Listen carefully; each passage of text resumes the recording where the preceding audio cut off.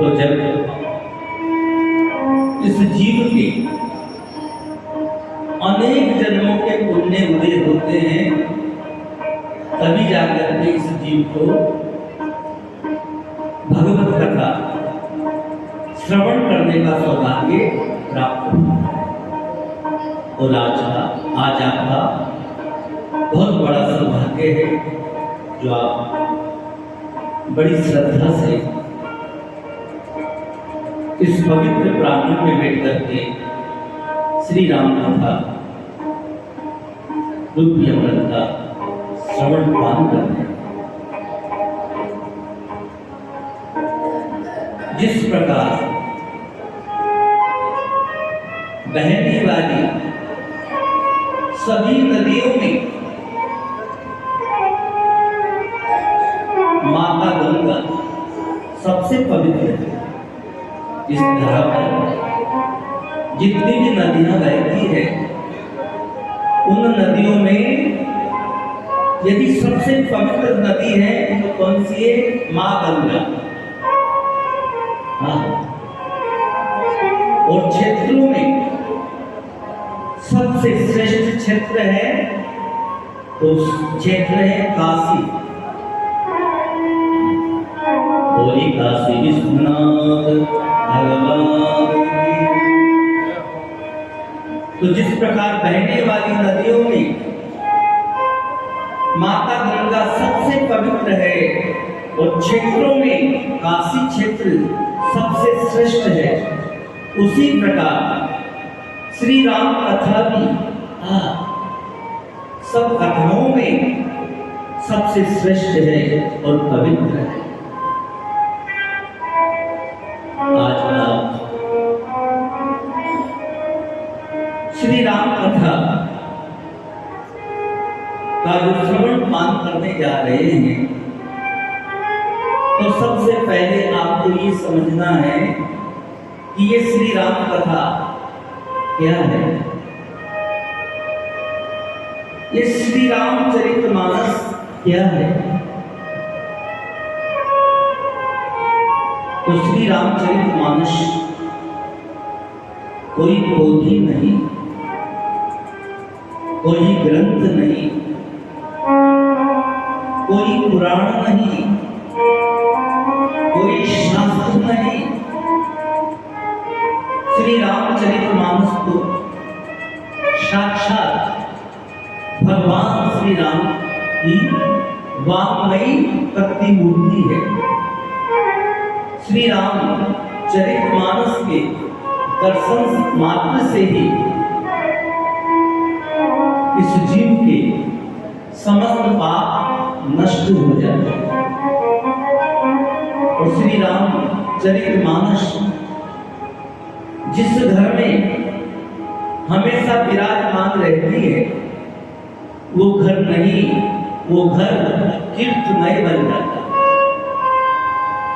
जिस घर में श्री रामचरितमानस महारानी विराजमान रहती है, वो घर नहीं, वो घर कीर्तमय बन जाता है।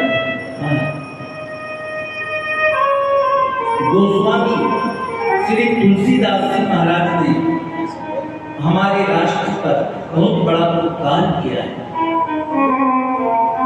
जिन्होंने संस्कृत कठिन भाषा से हिंदी रूपांतरण करके श्री रामचरितमानस को आज इतना सरलीकरण करके घर घर पहुंचा दिया है। श्री रामचरितमानस का इतना सरलीकरण कर दिया कि छोटे छोटे बच्चे भी श्री रामचरितमानस का पाठ कर लेते हैं।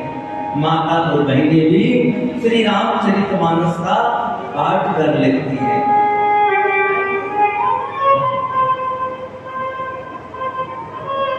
तो श्री रामचरितमानस कोई ग्रंथ नहीं, कोई पुराण नहीं। श्री रामचरितमानस को भगवान श्री राम की वाङ्मयी प्रतिमूर्ति है। श्री रामचरितमानस का हमेशा वंदन करना चाहिए, अभिनंदन करना चाहिए, श्री रामचरितमानस की हमेशा पूजा करना चाहिए, श्री रामचरितमानस का हमेशा स्वाध्याय करना चाहिए। श्री रामचरितमानस में 24,000 चौपाई है और 1,060 दुआ है। श्री रामचरितमानस की एक एक चौपाई, एक एक दोहा, एक एक श्लोका, एक एक मंत्र है। बोलिए जय श्री राम। श्री रामचरितमानस में गोस्वामी श्री तुलसीदास जी महाराज ने 7 कांड की रचना की।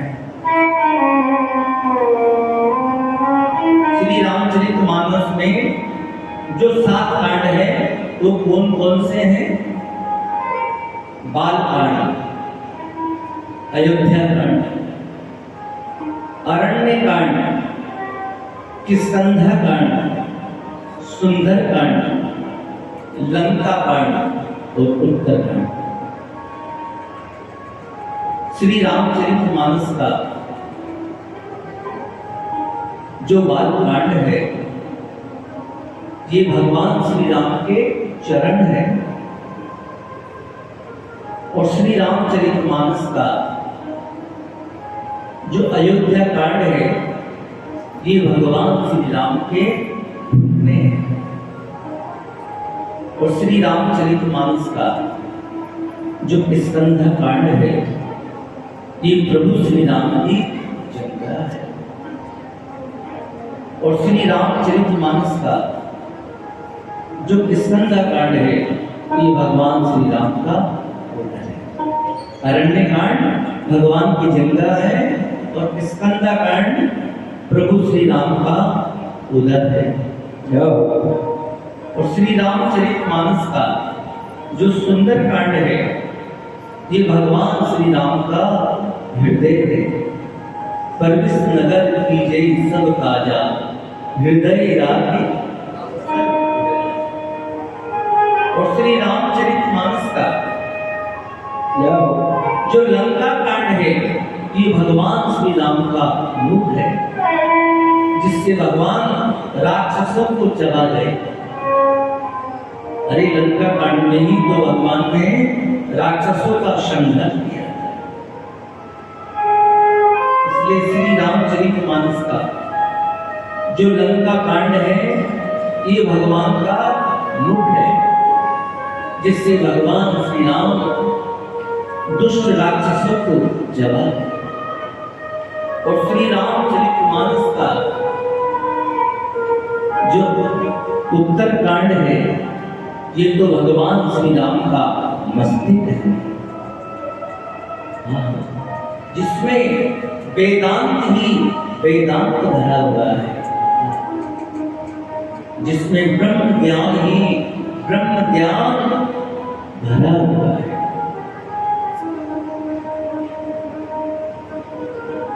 और गोस्वामी श्री तुलसीदास जी महाराज ने श्री रामचरितमानस में 30 मास पारायण का विश्राम बनाया, 9 नवापारायण विश्राम बनाया। तो यहां एक सवाल जरूर होता है कि गोस्वामी श्री तुलसीदास जी महाराज ने 7 ही कांड क्यों बनाए, 8 कांड क्यों नहीं बनाए? गोस्वामी श्री तुलसीदास जी महाराज ने 6 कांड क्यों नहीं बनाए, 7 ही कांड क्यों बनाए? और गोस्वामी श्री तुलसीदास जी महाराज ने श्री रामचरितमानस में 9 नवापारायण विश्रामी क्यों बनाया, 8 क्यों नहीं बनाया, 7 क्यों नहीं बनाया? और 30 मास पारायण, 30 यानी 1 महीने 30 मास पारायण क्यों बनाए? 31 क्यों नहीं बनाए, 29 मास पॉइंट क्यों नहीं बनाए, 30 क्यों बनाए? तो संत जन कहते हैं कि गोस्वामी श्री तुलसीदास जी महाराज कहते हैं कि मनुष्य की जो आयु है ना वो केवल 7 ही दिवस की है। कोई सोमवार को आ रहा है तो कोई मंगलवार को जा रहा है, कोई मंगलवार को जन्म ले रहा है तो कोई बुधवार को जा रहा है। इसलिए मनुष्य की जो आयु है वो केवल 7 ही दिन की है। इसलिए गोस्वामी श्री तुलसीदास जी महाराज ने 7 खंड की रचना की। और साथ ही हमारे सब ऋषि हैं। कौन कौन है?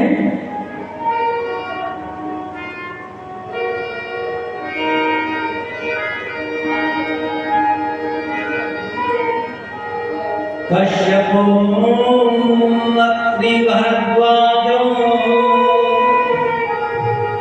विश्वामित्र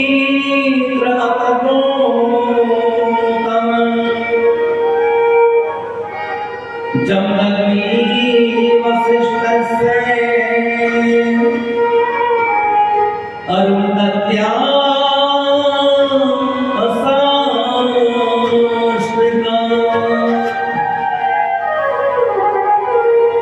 अस्वस्था कश्यपो अत्रि भरद्वाजो। ये हमारे सब ऋषि कश्यप, अत्रि, भरद्वाज मुनि, विश्वामित्र मुनि, गौतम मुनि, जमदग्नि मुनि, वशिष्ठ जी महाराज, ये हमारे सप्त ऋषि हैं। इसलिए गोस्वामी श्री तुलसीदास जी महाराज ने श्री रामचरितमानस में 7 खंड की रचना की है। और इस धरा पर केवल 7 ही अमर है। तो कौन कौन अमर है?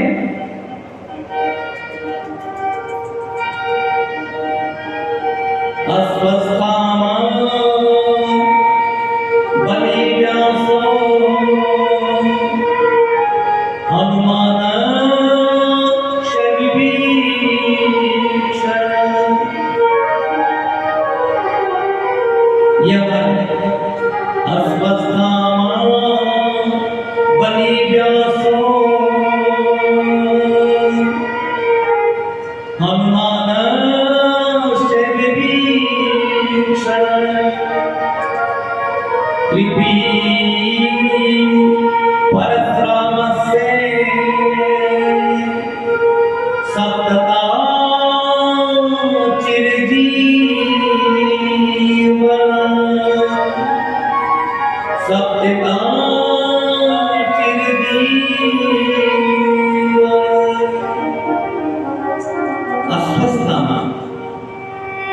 महाराजा बलि, श्री व्यास जी महाराज, श्री हनुमान जी महाराज, श्री विभीषण जी महाराज, श्री कृपाचार्य जी महाराज, ये 7 जो व्यक्ति हैं वो आज भी अमर है। तो मेरे भाइयों, मेरी माता और बहनों, इस धरती पर 7 ही मोक्ष को देने वाले धाम है। ऐसी 7 पावन पुरी है जो इस जीव को मोक्ष देने वाली है, इस जीव का कल्याण करने वाली है। वो पुरी कौन कौन सी है जिसको हम सब पुरी कहते हैं?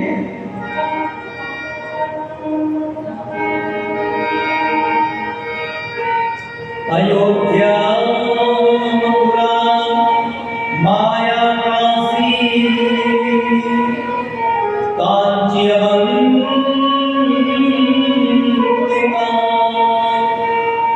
पुरी, गौरवती,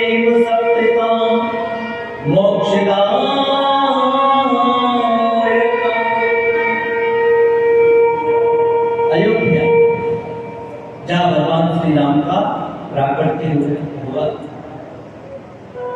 मथुरा जहाँ भगवान कृष्ण का प्राकट्य हुआ। अयोध्या मथुरा माया वश। हरिद्वार श्री काशी धाम भगवान विश्वनाथ। कांची अवंतिका, अवंतिका उज्जैन और द्वारिकापुरी और जगन्नाथपुरी, ये 7 जो पुरी हैं वो इस जीव का कल्याण करने वाली है, इस जीव को मोक्ष प्रदान करने वाली है। और साथ ही इस धरा पर 7 देव नदियां हैं। कौन कौन सी है? गंगा, यमुना, गोदावरी च सरस्वती। गंगा से जमुना से गोदावरी च सरस्वती।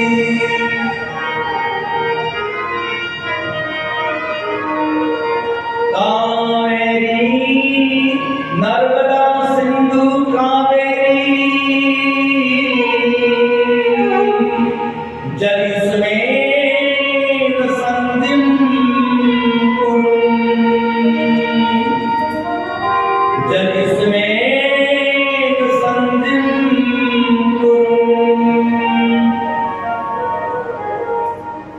गंगा, बोले गंगा मैया की जय हो। गंगा से जमुना से, और माता जमुना, जो माँ जमुना हमारे वृंदावन धाम में रहती है। ये देव नदी में गंगा, जमुना, सरस्वती, नर्मदा, सिंधु, कावेरी, ये 7 देव नदियां हैं। इन 7 नदियों में जो भी श्रद्धा और भाव से स्नान करता है, पूजा करता है, तो कहते हैं कि 7 नदियां भव सागर से तारने वाली है, हमारे पापों को धोने वाली है। ये 7 नदियां निर्वाण पद को देने वाली है। बोलिए श्री रामचंद्र भगवान।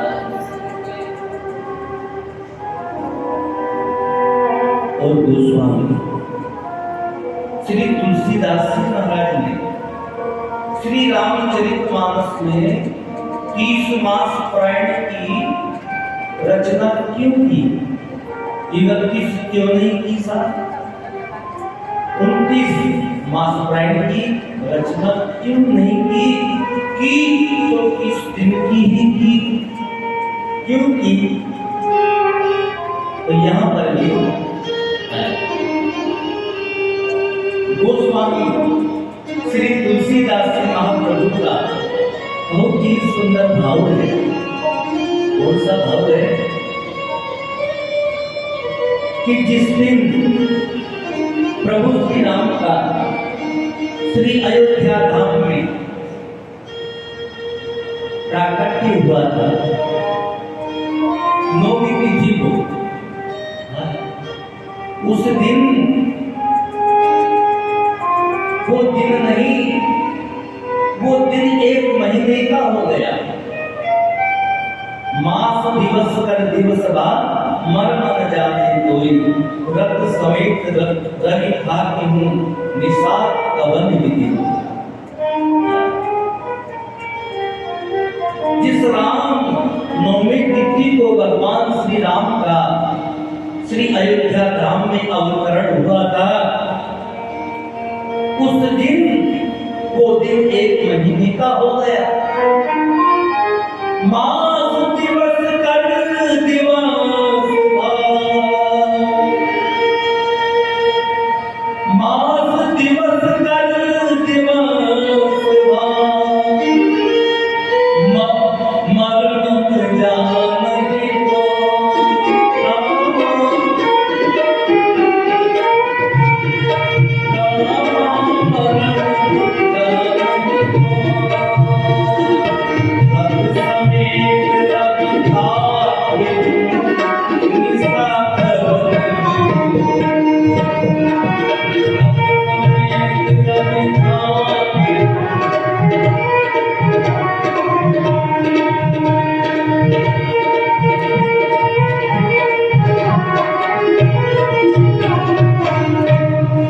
श्री रामचंद्र भगवान की जय हो।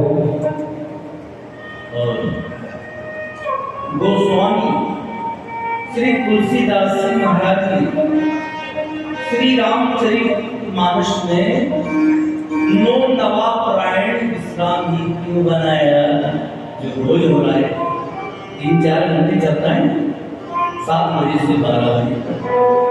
नो नवा पारायण का तो पाठ चल रहा है ना। तो एक सवाल यहाँ पर भी अवश्य उठता है कि गोस्वामी श्री तुलसीदास जी महाराज ने श्री रामचरितमानस में नो नवा पारायण विश्राम ही क्यों बनाया, 10 क्यों नहीं बनाया, 8 क्यों नहीं बनाया। तो यहाँ पर भी गोस्वामी श्री तुलसीदास जी महाराज का बहुत ही सुंदर भाव क्या होगा, क्योंकि जिस दिन भगवान श्री राम का प्राकट्य हुआ था वो तिथि और तिथि नौमी तिथि, नौमी तिथि मधु मास पुनीता,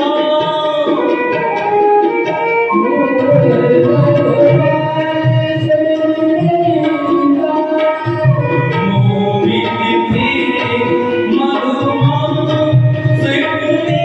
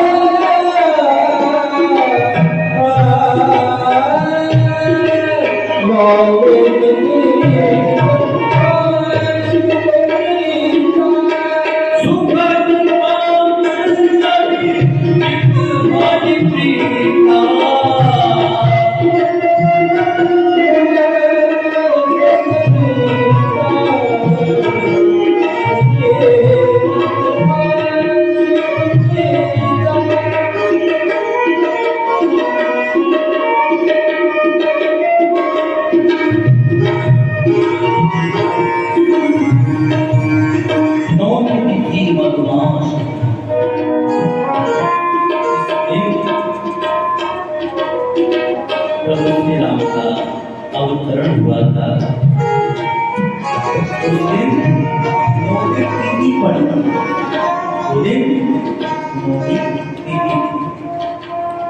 इसलिए गोस्वामी श्री तुलसीदास जी महाराज ने नो नवा पारायण का विश्राम और कहते हैं कि जो ग्रह है ना वो भी 9 है, ग्रह कितने प्रकार के होते हैं? 9 प्रकार।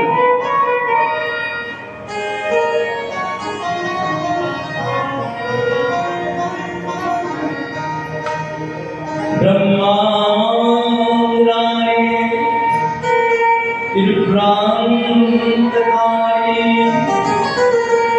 भूमि सुतो बुद्धस्य गुरुष्य शुक्र शनि राहु केतुः सर्वे ग्रहाः शांति करा।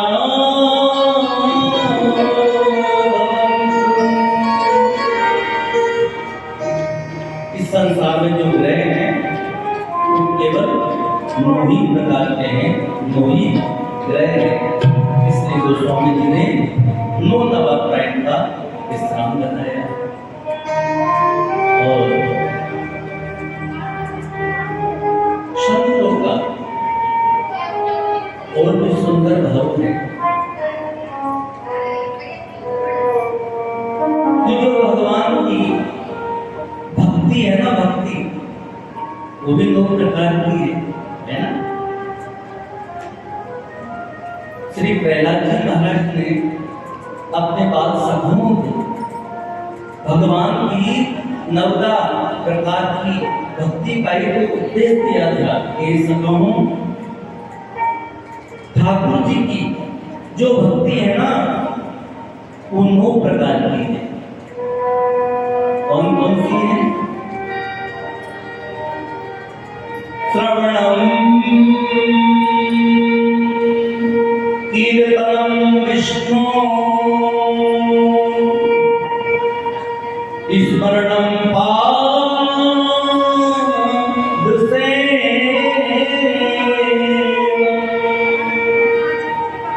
अर्चनम मंगलदास्यम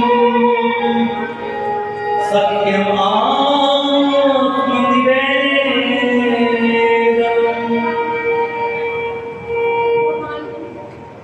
प्रहलाद जी महाराज कहते हैं कि हे सखों, भगवान की कथा श्रवण करना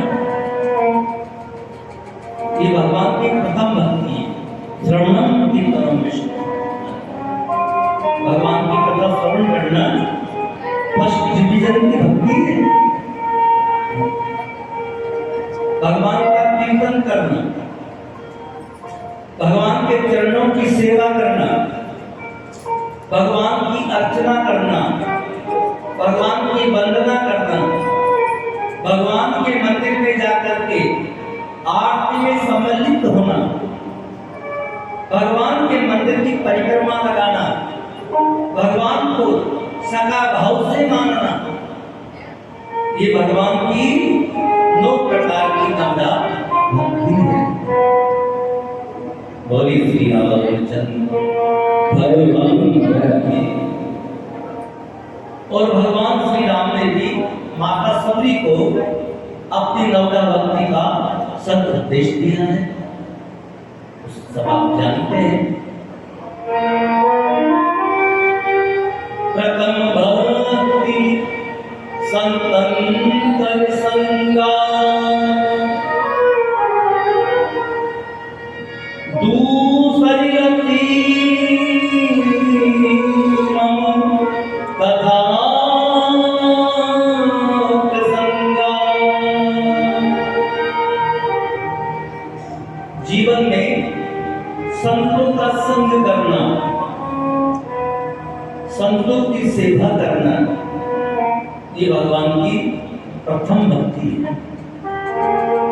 ऐसा उपदेश श्री रघुनाथ जी ने माता सबरी को दिया कि हे सबरी,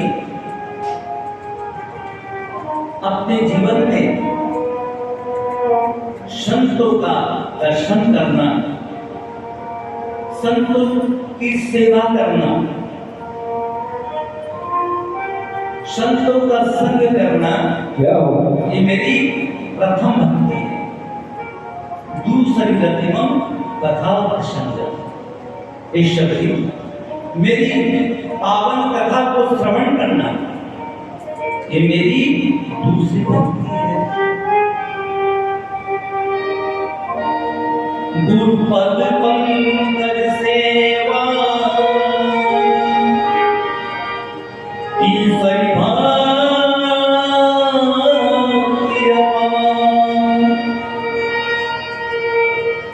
जो की भक्ति मम गुण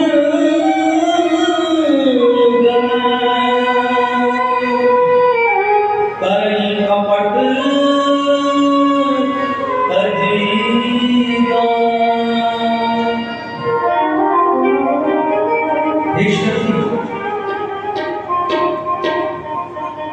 छल और कपट को त्याग करके, अपने अभिमान को त्याग करके जो गुरु के चरणों की सेवा करता है, ये मेरी तीसरी भक्ति है।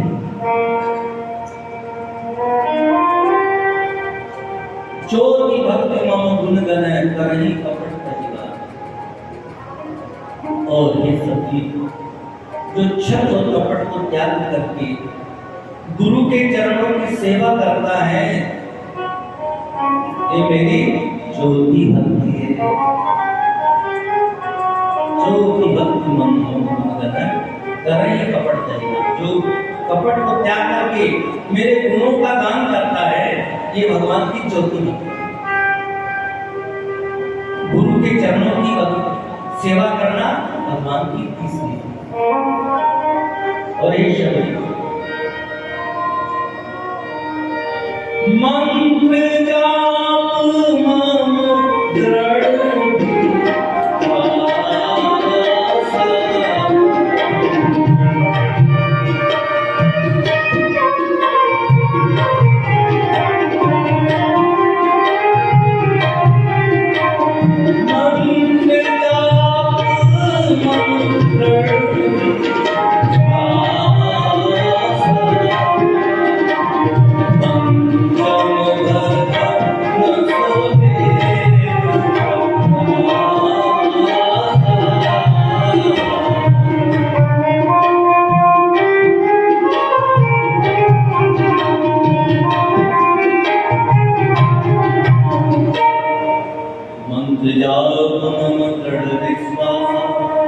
पंचम भजन सुवेद प्रकाशा। जो मेरा राम मंत्र वेदों में प्रकाशित है, प्रसिद्ध है, जो दृढ़ विश्वास के सहित मेरे राम मंत्र का अहर्निश जप करता है, ये मेरी पांचवी भक्ति है। बोले श्री रामचंद्र भगवान की। और ये सभी छठ समशील विरत भव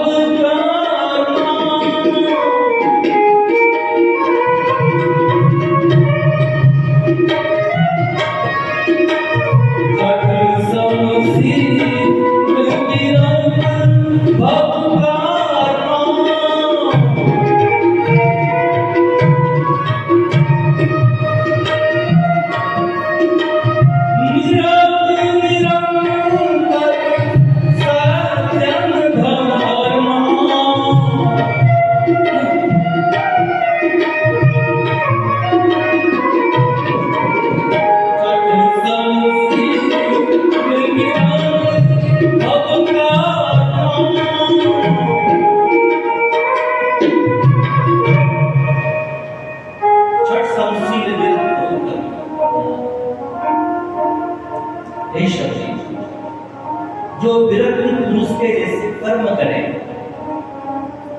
और हमेशा अपनी वृत्ति को शील वृत्ति का बनाए। शील वृत्ति वाला पुरुष भगवान को अत्यंत प्रिय है। छठ समशील का जिसका सुंदर सुशील स्वभाव, और जो विरक्त पुरुष के जैसे कर्म करे और हमेशा सबके साथ सज्जनता का व्यवहार करे, ये मेरी छठी भक्ति है। बोली श्री रामचंद्र भगवान। और भगवान कहते हैं कि ये शक्ति अब मेरी सातवीं भक्ति सुनी। सातम समय मोहि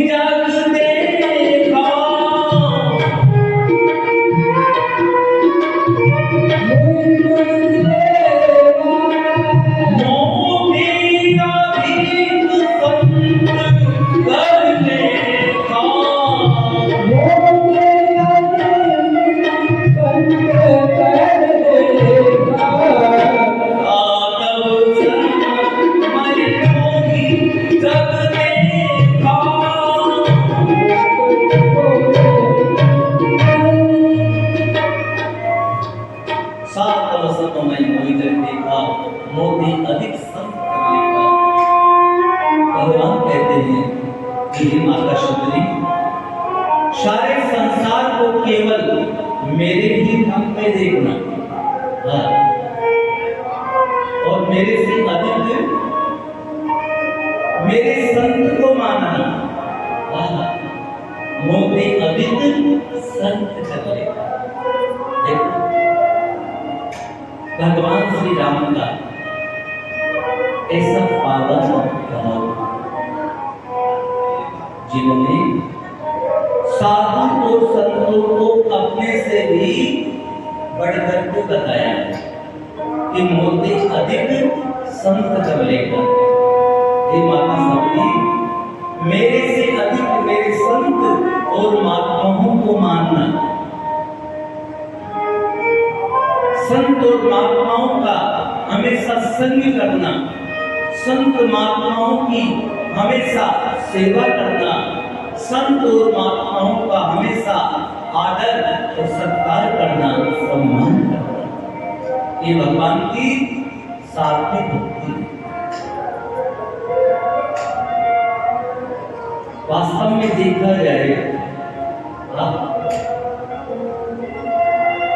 तो संत दर्शन भगवंत दर्शन से भी बढ़कर है। संत कृपा भगवंत कृपा से भी बढ़कर है। संत दर्शन भगवंत दर्शन से भी बढ़कर है। संत दर्शन जिमी पाठ करें। गोस्वामी श्री तुलसीदास जी महाराज कहते हैं कि संत और महात्माओं के दर्शन करने मात्र से ही हमारे जितने भी पाप हैं वो सारे के सारे पाप नष्ट हो जाते हैं। संत और महात्माओं के दर्शन का इतना बड़ा चमत्कार है। और ये स्वयं प्रभु श्री राम माता सभी को बता बहुत ही अधिक संत कृपा का प्रेमी को यदि एक बार जिसके चिपक गए तो भगवान की कृपा तो ऑटोमेटिक हो जाएगी। क्यों हो जाएगी? क्योंकि भगवान श्री राम कहते हैं कि संत मेरे मुकुटमणि, संत मेरे मुकुटमणि, संत मेरे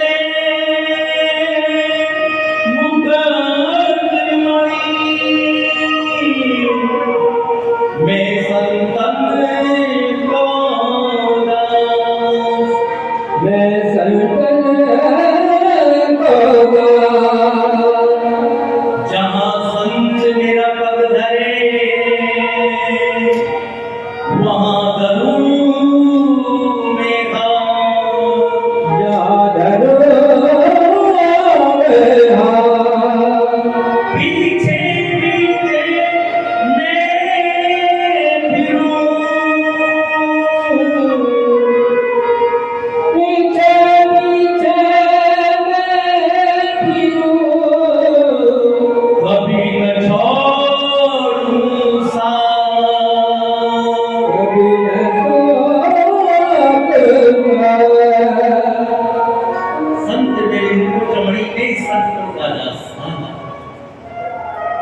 भगवान कहते हैं कि संत और महात्मा तो मेरे मुकुट की मणि है।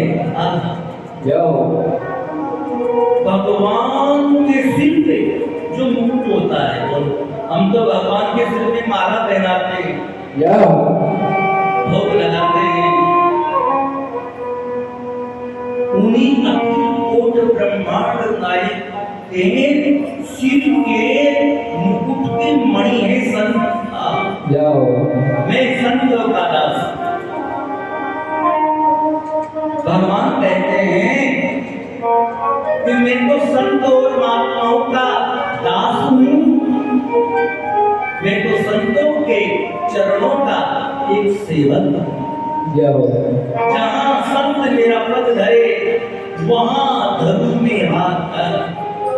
भगवान कहते हैं कि जहाँ मेरा संत मेरा साधु अपना चरण रखता है, मैं वहाँ उन संत के चरणों में अपना हाथ रखता हूँ कि मेरे संत के, मेरे साधु के चरणों में कहीं कांटा और कंकड़ नहीं लग जाए।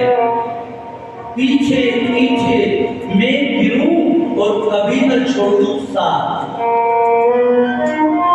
भगवान कहते हैं कि मैं तो हमेशा संत और महात्माओं के पीछे पीछे घूमता फिरता रहता हूँ। मैं संत और महात्माओं का साथ कभी नहीं छोड़ता। तभी तो माता कहते से भगवान श्री राम ने कहा कि हे माता, बनने को विशेष रूप से मुझे संत और महात्माओं के दर्शन होंगे। मोदी का मिलन विशेष बन, मोदी का मिलन विशेष बन, सबई भाति हित मोर मैया, सबई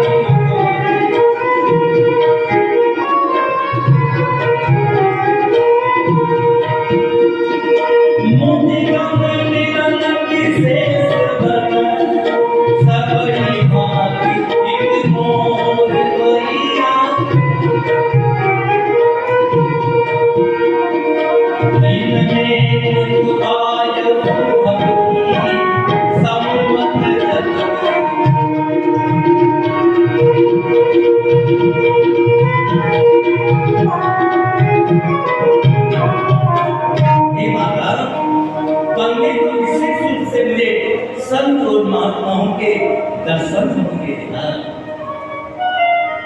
मुझे संत और महात्माओं की सेवा करने का अवसर मिलेगा। हे माता, मेरा तो सब प्रकार से कल्याण ही कल्याण है। श्री भगवान कहते हैं कि मेरे से अधिक मेरे संत को मानना, मेरे साधु को मानना, मेरे संत की सेवा करना, हमेशा संत का आदर और सम्मान करना। हाँ, संत सेवा भगवंत सेवा से भी बढ़कर है मेरे भाइयों। जिस व्यक्ति ने अपने जीवन में यदि संत का संग कर लिया, संत की सेवा कर ली, तो अवश्य मान लो कि उसने भगवंत की ही सेवा कर ली। भगवान की पूजा कर ली, भगवान का जाप कर लिया, राममूर्ति का जाप कर लिया, उसने संत की सेवा कर ली।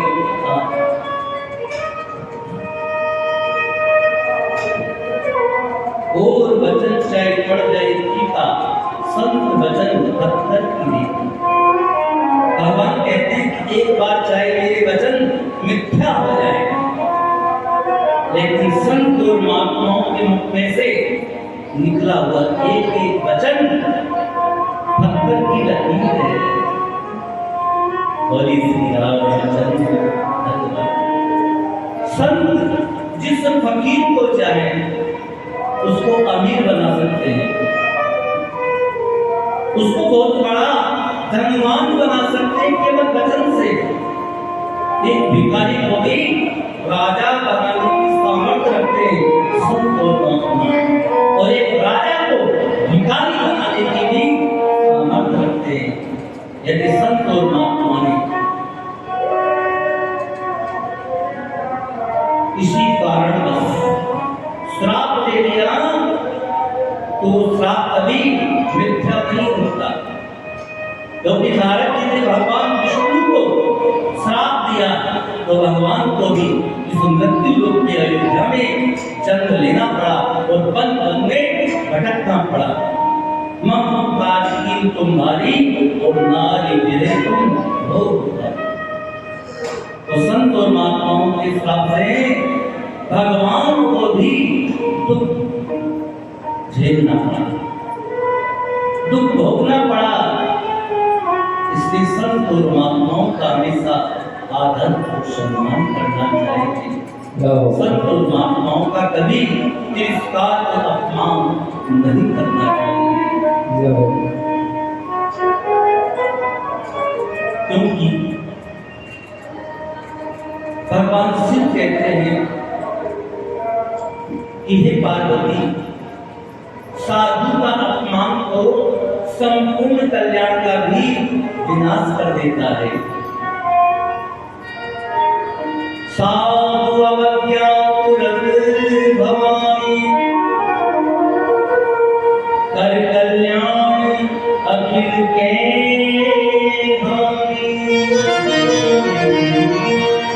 सबका अपमान कर लेना मेरे भाई, लेकिन संत और महात्माओं का कभी अपमान और तिरस्कार न करना। क्योंकि भगवान शिव कहते हैं कि हे भवानी, हे पार्वती, शिव संत के अपमान का वो भयंकर परिणाम है। हाँ, वो भयंकर पाप है जो सर्वनाश करने वाला है, संपूर्ण कल्याण का भी विनाश करने वाला है। हाँ, कर कल्याण अखिल के हाथ। और साधु का अपमान किया था राजा परीक्षित ने। तो राजा धर्मात्मा, राजा परीक्षित कितना बड़ा धर्मात्मा था, लेकिन संत के अपमान से और संत के श्राप के कारण राजऋषि राजा परीक्षित को भी 7 ही दिन में मरना पड़ा।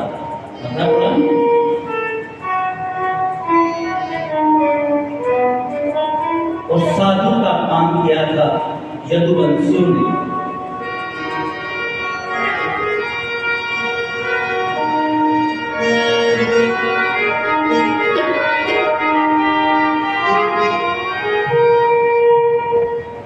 साधु का अपमान किया था यदुवंशियों ने। मालूम दुर्वासा ऋषि का तो क्या हुआ, यदुवंशियों का विनाश हो गया। सारे यदुवंशी संतों के साथ के कारण आपस में कट करके मारे गए।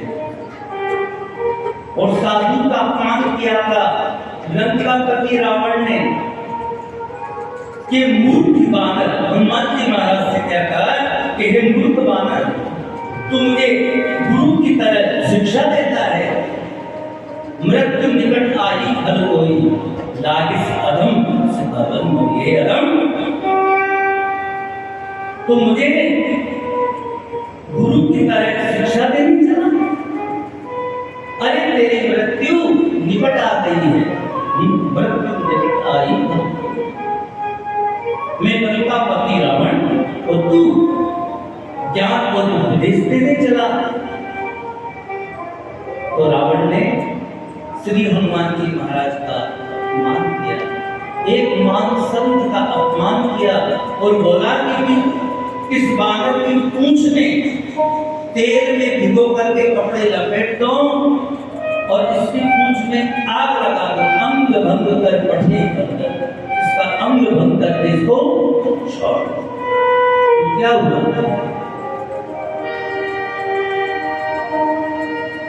साधु अवज्ञा कर फल ऐसा, साधु अवज्ञा कर जलहि नगर अनाथ कर जैसा, जलहि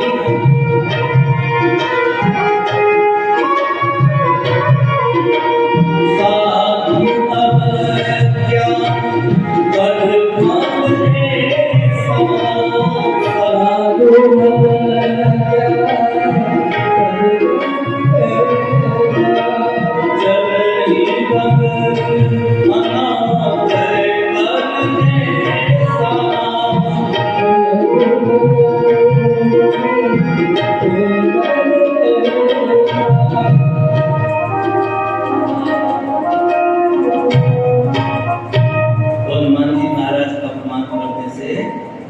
रावण की सोने की लंका जल जल के रात हो रही, जल ही नगर अनाथ करे। रावण की सोने की लंका ही नहीं, पूरा नगर अनाथ के घर की तरह जल गया।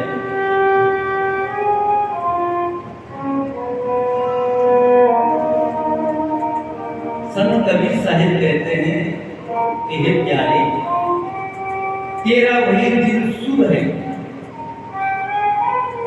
तेरा वही दिन तेरा सबसे बड़ा परोपकार करने वाला है, तेरा कल्याण करने वाला है, जिस दिन तेरे को साधु मिल जाए, तेरे को साधु का दर्शन हो जाए। कबीर सोई दिन भला, कबीर सोई दिन भला, जाति साधु मिला।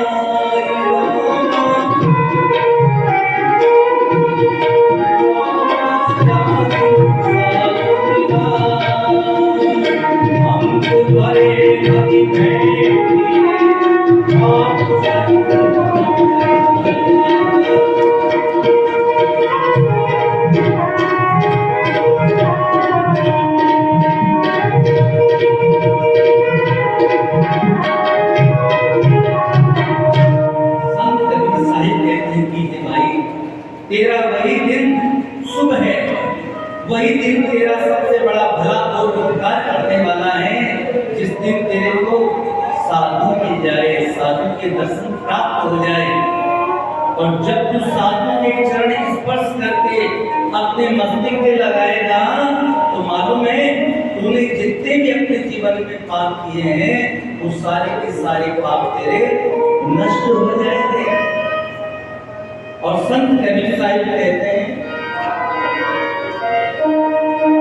दर्शन कर तू साधु के,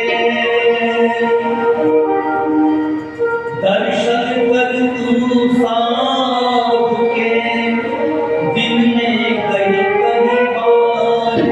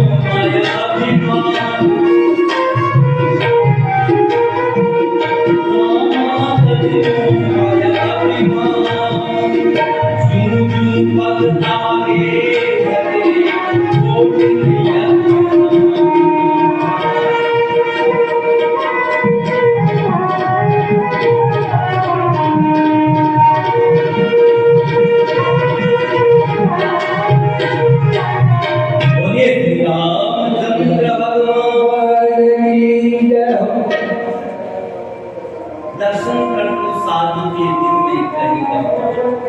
संत कबीर साहिब कहते हैं कि हे भाई, संत और महात्माओं के दर्शन तो दिन में एक दो बार नहीं, 4 बार नहीं, कई बार कर, तो तेरे को अपने जीवन में कितना लाभ मिलेगा, कितना लाभ मिलेगा। जिस प्रकार आसोच के बरसात सभी किसानों का उद्धार करती है, सब किसानों को लाभ देती है। आसोचा का मैं जो बहुत करीब था, कहीं बात नहीं कर सके तो 2 ही वक्त कर ले, और कबीर दर्शन साधु दे काल लगानी दे।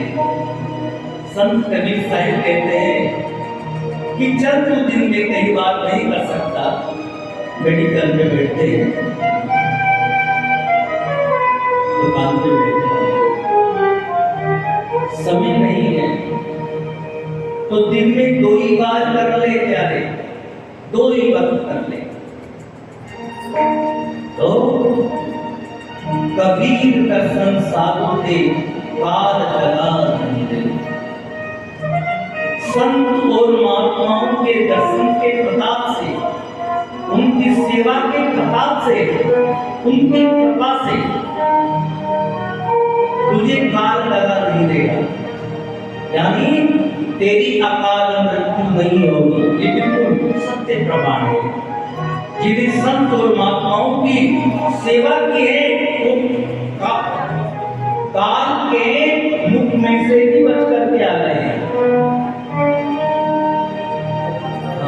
तेरी दुर्घटना के द्वारा अकाल मृत्यु नहीं होगी, एक्सीडेंट के द्वारा, जल में डूब करके और आग से जल करके तेरी अकाल मृत्यु नहीं होगी। ये बिल्कुल सत्य है।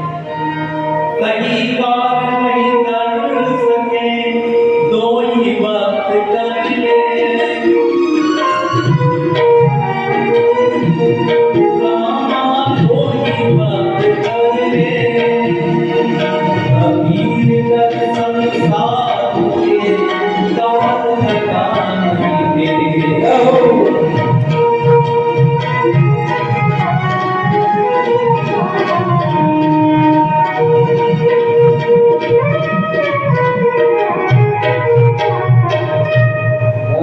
श्री रामचंद्र भगवान कबीर दर्शन साधु के बड़े भाग दर्शाए।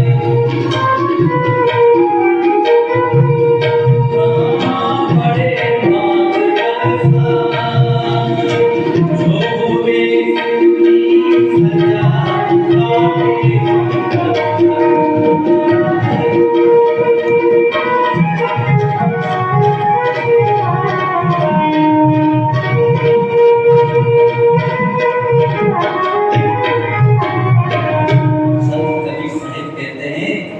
संत और महात्माओं के दर्शन तो हमें बड़े भाग्य से प्राप्त होते हैं, और उनके दर्शन से सूली भी कांटा बच करके तर जाती है। संत मिलन को चाहिए तद मोह माया अभिमान, और जो कब आगे धरे और नियत की। अभी तो भगवान ने कहा है कि वन में खोजे, विशेष रूप से संत और महात्माओं के दर्शन मिलेंगे, संत महात्माओं के साथ सत्संग मिलेगा। इसलिए भगवान श्री राम कहते हैं कि हे सबरी, सारे संसार को मेरे ही रूप में देखना।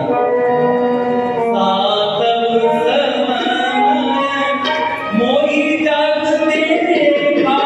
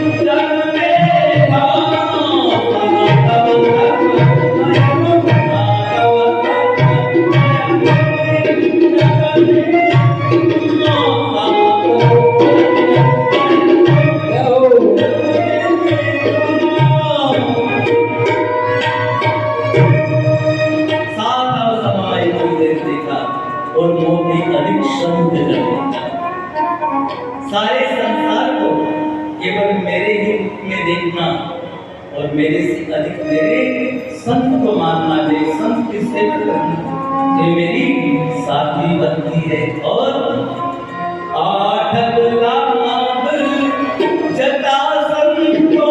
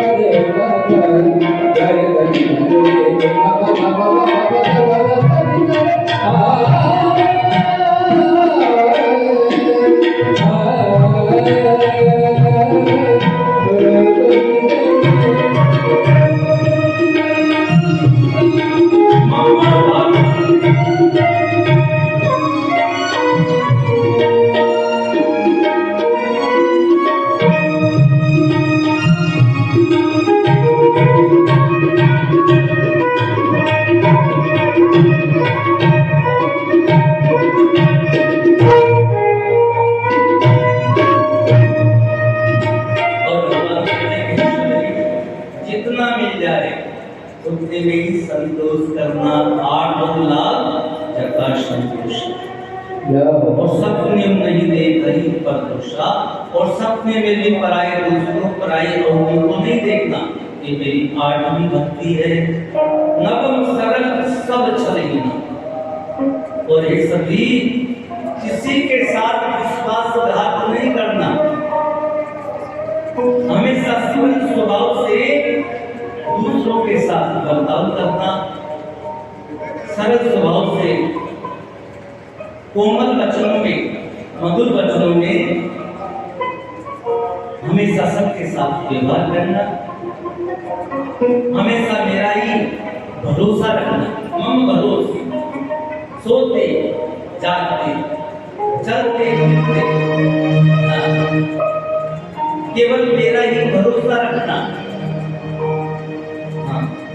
और कभी दुख में रोना नहीं, तड़पना नहीं, और सुख में कभी हंसना नहीं, ये मेरी नवी भक्ति है। इसलिए गोस्वामी श्री तुलसीदास जी महाराज ने श्री रामचरितमानस में 9 नवाप्रायण इस नाम बनाया। एक भजन, उसके बाद क्या हमारे आगे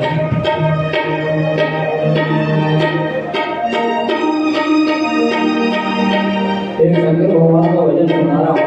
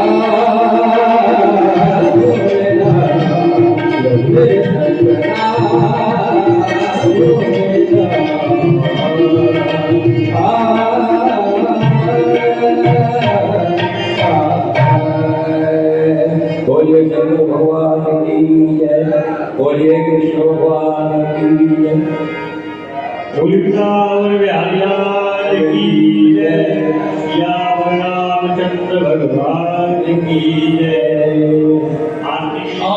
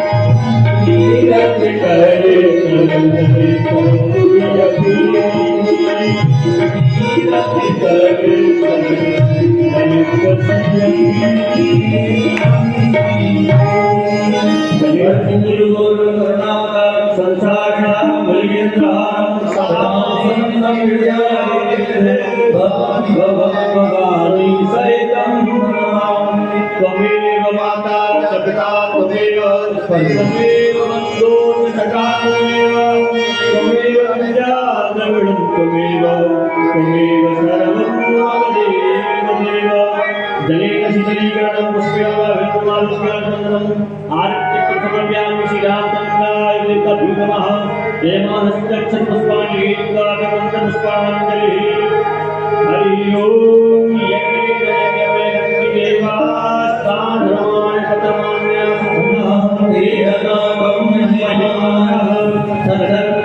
पूर्वे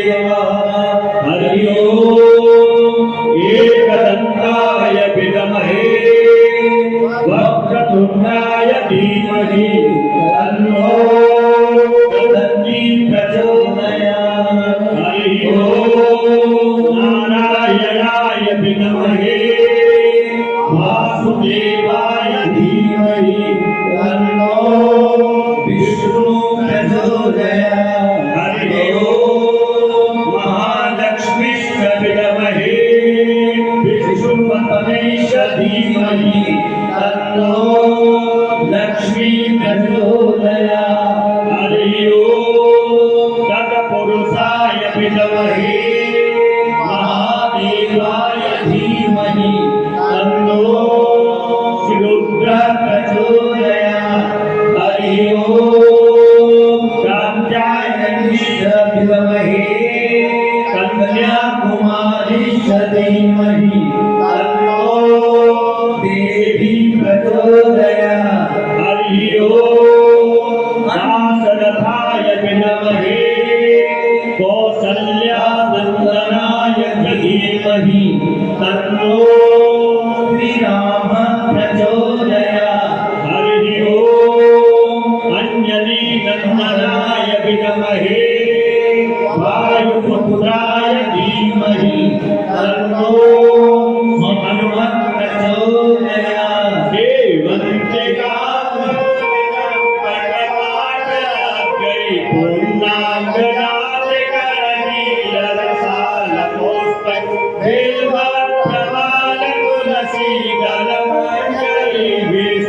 पूजयामि जगदीश्वर मे प्रसीद नाना सुगंध पुष्पाणि रागालोकमानि च पुष्पाञ्जलिर्मया दत्तं ग्रहाणं परमेश्वर सावभूतसुधारकं पुष्पासि रामचन्द्राय अर्पणमस्तु बोलिए श्याम रामचंद्र भगवान की श्री वृंदावन के बिहारी लाल की श्री राधा रानी सरकार की आज श्री बसंत जी उदेवाल जी इनकी धर्मपत्नी श्रीमती लक्ष्मी देवी उदेवाल निवासी पुणे राजस्थान की ओर से आज हमारी जजमान के द्वारा प्रथम दिवस की श्री राम कथा का पूजन और शुभारंभ किया।